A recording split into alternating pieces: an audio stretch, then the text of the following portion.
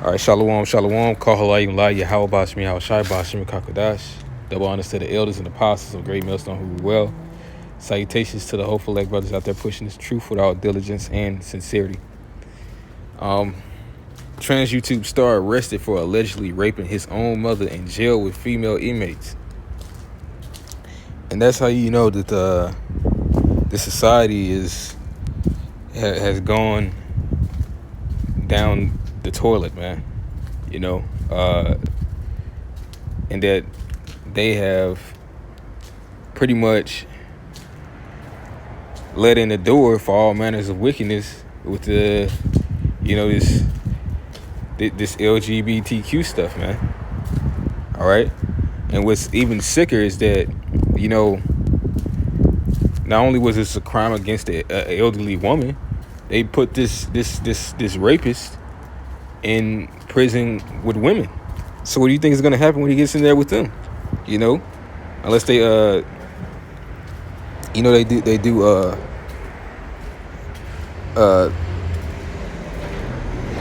another court date for this. They take it back to trial. This guy is going to be in there with other women. But this is the vine of Esau, man. That it says that he comes from the vine of Sodom, man. That Job wouldn't have disdained this character to have sat with his dogs. Why? Because he would have popped them. He makes all these little cartoons and shows about if he had a clone, he would have sex with it, or if he had a sex doll, he would have sex with it, a robot, things like that. So this is really the inner workings of a madman, a sicko. And this guy right here was popular as being taken seriously by many as being a woman, when this guy is a man. But all he had to do is grow his hair out, shave his face, and start talking feminine or dating men. And y'all forget that this guy is biologically a male. But he's a sick male. You can't even really call this guy a man.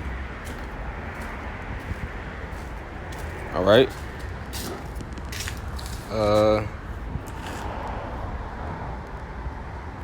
But that just proves that this society is getting worse and worse. I think it's Wisdom of Solomon.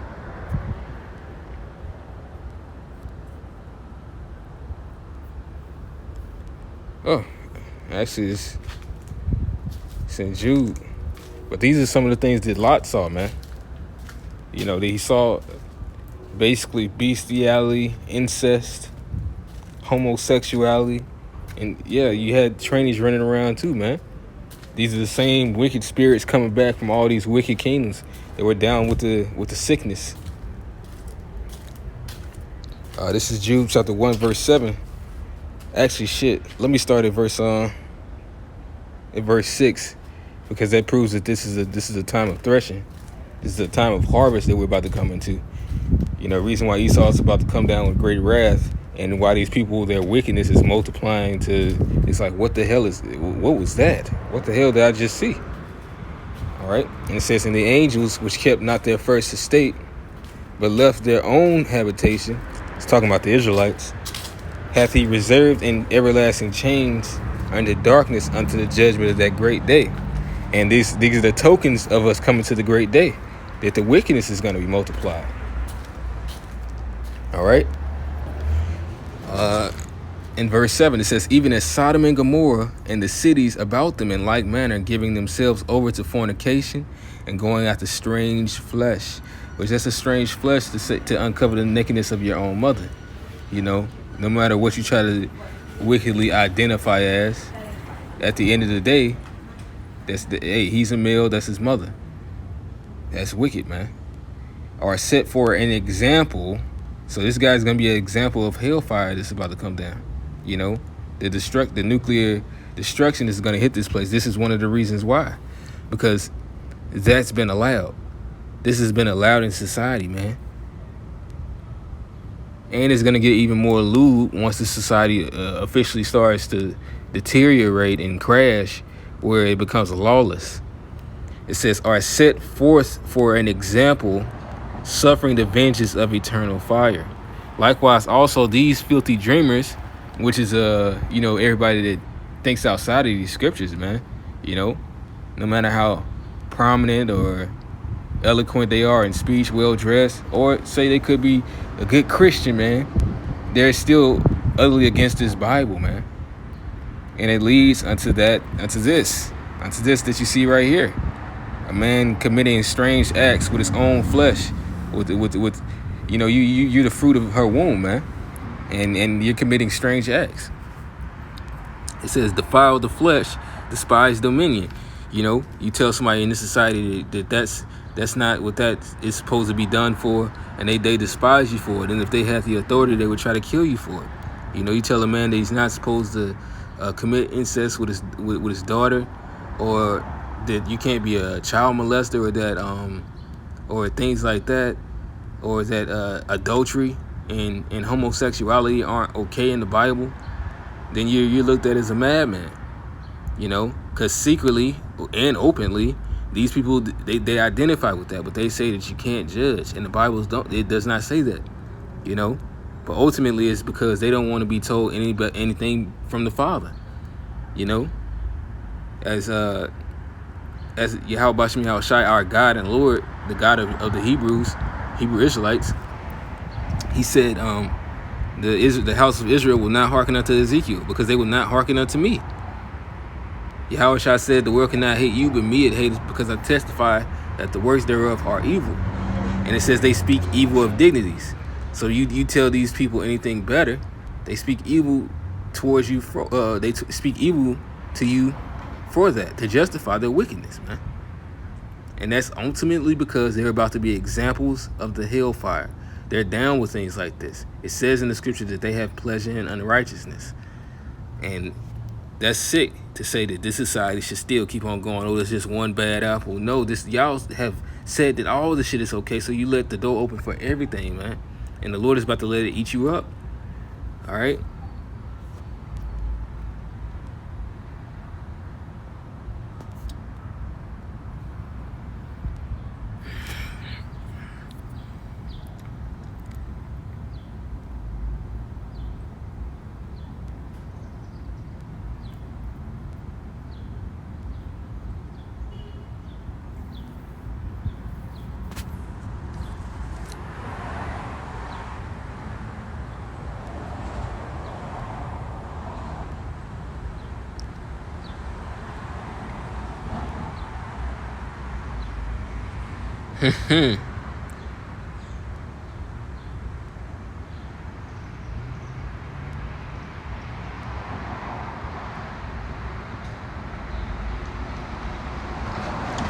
It's Second Esdras.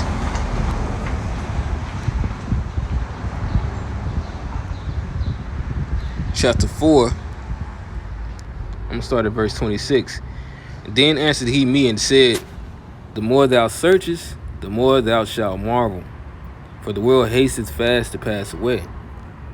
In which Ezra said that our days are like grasshoppers. Well, the Lord was saying that he was going to speed up the time, so that this destruction can hurry up and come. For those days should be shortened. And now you see that happening. Now this tree has taken root and it's grown, and now it's time for threshing. It says, and cannot comprehend the things that are promised to the righteous in time to come. For this world is full of unrighteousness and infirmities. So that's a part of the Lord speeding this destruction up. That it went for a time, things done on the earth, as far as the judgment that had to come, they weren't understood. But now we understand why things were set in a certain place. The Lord said he is likened his judgment unto a ring, like there's no slack in one end nor in the other, meaning that judgment had to come around, man.